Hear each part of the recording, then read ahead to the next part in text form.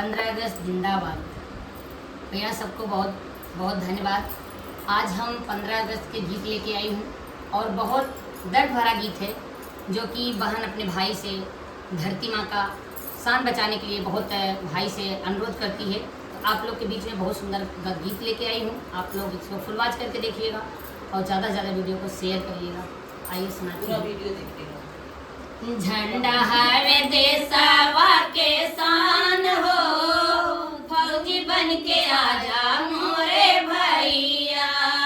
झंडा हवे देशवा के शान हो, फौजी बन के आजा मोरे भैया।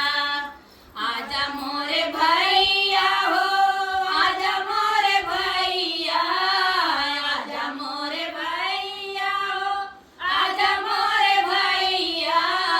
झंडा है धरती माँ के शान हो, फौजी बन के आजा मोरे भैया।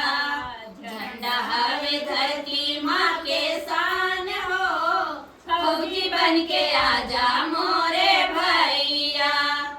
फौजी बन के आजा भैया, फौजी बन के आजा, फौजी बन के आजा भैया, फौजी बन के आजा।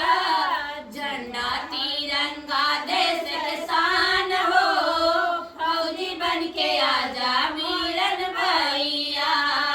झंडा तिरंगा देश के शान हो, फौजी बन के आजा वीरन भैया। यही झंडा